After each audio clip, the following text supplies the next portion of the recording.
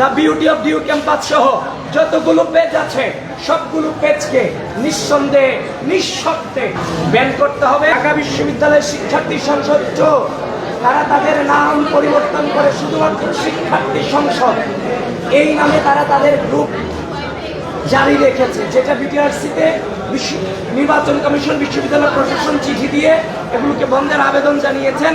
সেখানে ঢাকা বিশ্ববিদ্যালয়ের শিক্ষার্থী সংসদ 2 এখনো চলমান আছে শিক্ষার্থী সংসদ নামে, যেটা থেকে নির্দিষ্ট গোষ্ঠী তার প্রচারণা চালিয়ে যাচ্ছে।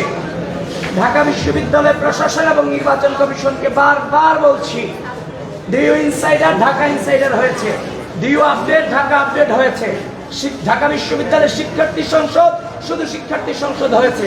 The beauty of DU campus সহ যতগুলো পেজ আছে সবগুলো পেজকে নিঃসন্দেহে নিঃশর্তে ব্যান করতে হবে নির্বাচন পর্যন্ত।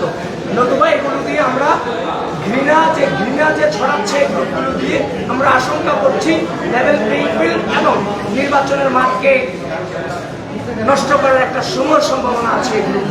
অবশ্যই নির্বাচন কমিশন এবং বিশ্ববিদ্যালয় প্রশাসন আজকে যে মিটিং ছিল সেখানে নির্বাচন কমিশন আমাদেরকে তাদের আচরণবিধি এবং তাদের নীতিগুলো আমাদেরকে শুনিয়ে গেছে, কিন্তু প্রার্থীদের কাছ থেকে কিছুই তারা শোনেননি।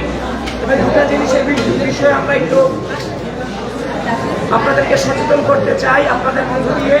সেটা হচ্ছে, আপনারা জানেন যে ভোট কেন্দ্রের সংখ্যা কিন্তু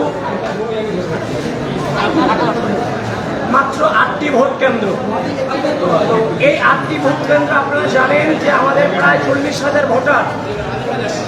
যদি একজন প্রায় 41টি ভোট দিতে হবে, সেন্ট্রাল এবং হল সংসদ মিলিয়ে, ডাকসু এবং হল সংসদ মিলিয়ে প্রায় 41টি ভোট দিতে হবে।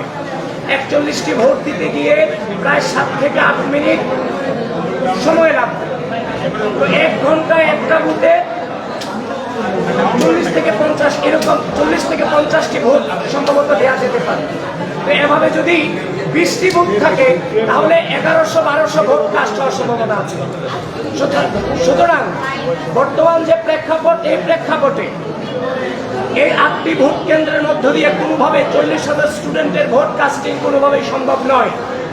যদি ভোট কেন্দ্র না বানানো হয় তাহলে 2019 সালের ডাকসু নির্বাচনে যেমনভাবে অনাবাসিক স্টুডেন্টরা বাইরে এসে দাঁড়িয়েছিল, ফেক লাইন তৈরি করা হয়েছিল, ভিতরে ছাত্রলীগ দাঁড়িয়েছিল, বাহিরে অনাবাসিক স্টুডেন্টরা দাঁড়িয়েছিল, পরবর্তীতে ঢুকতে পারেনি।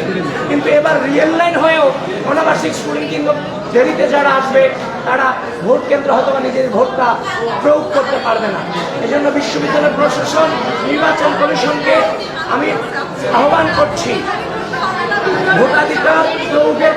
ভোটাধিকার প্রয়োগ নিশ্চিত করার স্বার্থে অতি দ্রুত ভোট কেন্দ্র বানানো হোক।